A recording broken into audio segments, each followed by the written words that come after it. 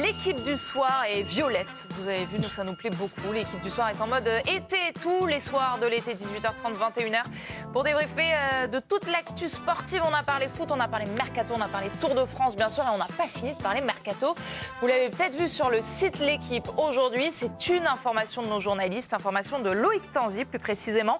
Le club saoudien d'Al Ahly est entré en discussion avec Lionel Messi à la fin de son contrat avec l'Inter Miami en décembre prochain. Alors l'idée de Messi en Arabie Saoudite, est-ce que ça vous emballe ou est-ce que ça vous déçoit? On va poser la question à nos chroniqueurs autour de la table. Je vous demande, il n'y a pas d'habillage à la saoudienne encore, mais c'est parti. Patrick Chassé, ça vous emballe ou ça vous déçoit?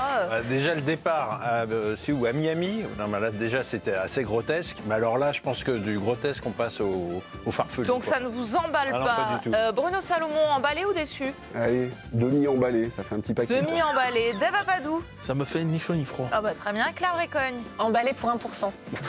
Et Thomas Bonavent, emballé ou déçu? J'en ai rien à faire. Très bien. Je prends les 1% parce que je suis quelqu'un de positif. Pourquoi pour 1%, Claire? Pour vous êtes prendre emballé. Pour prendre le contre-pied, en fait. Parce que ça n'a pas l'air logique, justement, pour plein de raisons, même sportives, hein, j'ai envie de dire, ou quoi que ce soit. Et en fait, si jamais ça se fait, bah, ça serait justement intéressant d'aller comprendre ce qu'il y a à aller chercher pour lui, ce défi, etc. Évidemment, il y a d'autres raisons qui nous échappent, peut-être pas sportives, mais en tout cas, voilà, c'est plutôt ce contre-pied-là qui... Peut-être pas sportive, ouais. Qui me fait m'intéresse.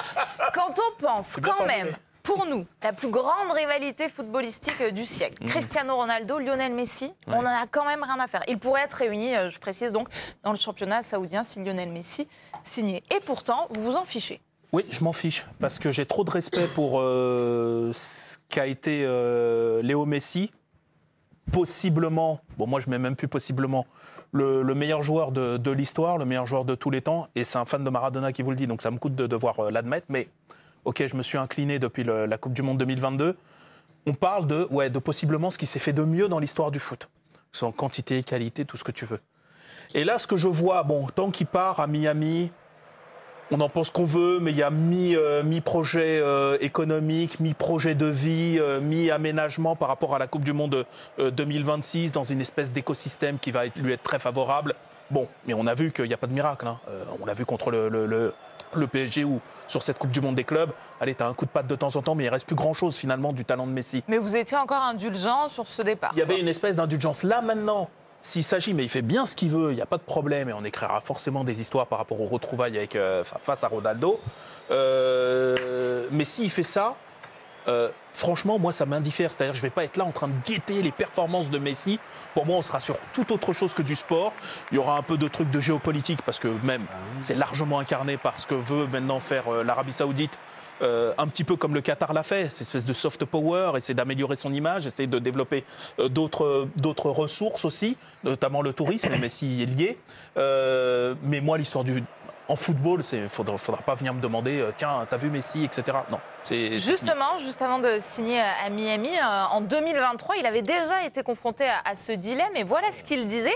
J'ai beaucoup pensé à aller dans la Ligue saoudienne. Je connais le pays, ils ont créé une compétition très puissante qui peut devenir un championnat important dans un avenir proche. Vous l'avez dit, Dave, en tant qu'ambassadeur du tourisme de l'Arabie Saoudite, c'est une destination qui m'a attirée parce que j'ai apprécié tout ce que j'ai visité, mais aussi grâce à la croissance du foot dans le pays et aux efforts déployés pour créer une compétition de haut niveau. Est-ce que 2 ans après... Non mais attendez, je vous interromps. C'est un poste de quoi là qu'on lui donne? C'est un poste d'attaché de presse, un poste de...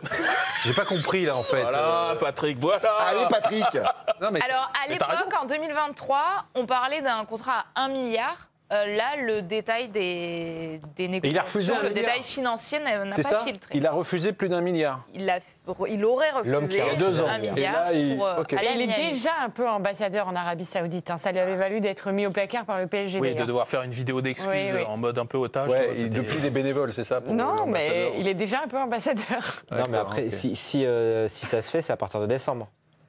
Donc ça À la serait- fin de son contrat Exactement, à ça Miami. serait 6 mois avant la Coupe du Monde. Est-ce que voilà, ça peut être une porte de sortie pour rester entre guillemets compétitif? Si moi j'essaye de parler football dans ce deal, ça même si Merci, c'est compliqué. Thomas. Ouais. Mais après, l'équipe d'Al Ahly, c'est l'équipe de Mahrez, de Firmino, d'Edouard Mendy, de Kessié.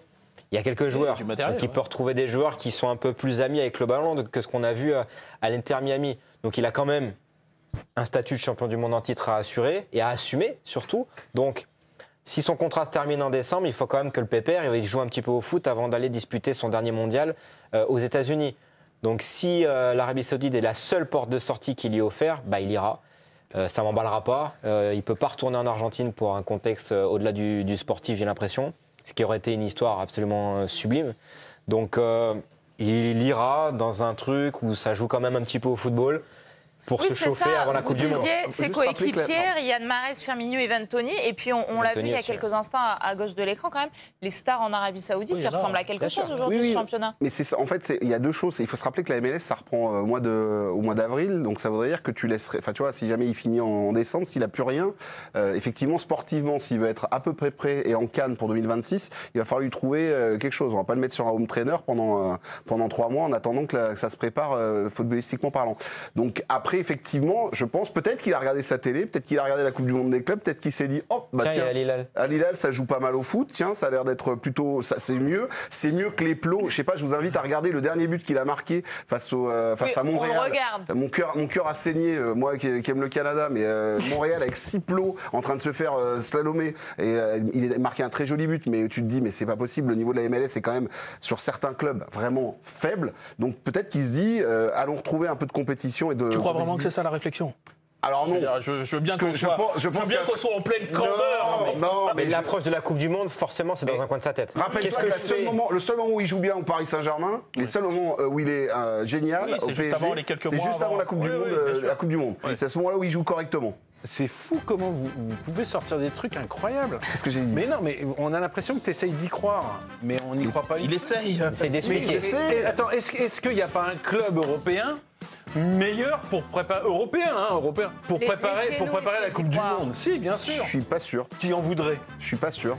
Hier, non, ça c'est sûr. C'est ça le problème. problème. Et oui, le problème, Donc c'est que voilà, fin du débat. c'est qu'ils Vous sont savez pas prêts à quoi, péter le livret. messieurs, il y a la petite musique, on va pouvoir poursuivre ce débat pendant la pub. Bah oui, Ah ouais, désolé, on vous exclut. Mais après la pub, on vous l'a promis en début d'émission, on parle Wimbledon dans les infos avec Camille Macaliat. Tu les cherches, tu les trouves. Hein.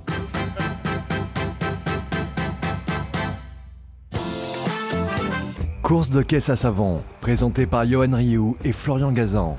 Demain 14h sur la chaîne L'Équipe. Il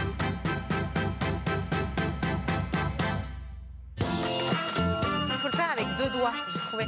C'est la dernière partie de l'équipe du soir, de l'été. On va rejouer dans quelques instants et regardez comme ils sont beaux, comme ils sont en forme, comme ils ont très envie de marquer plein de points. Patrick Chassé, Claire Brécogne, Bruno Salomon, Bella Papadou et Thomas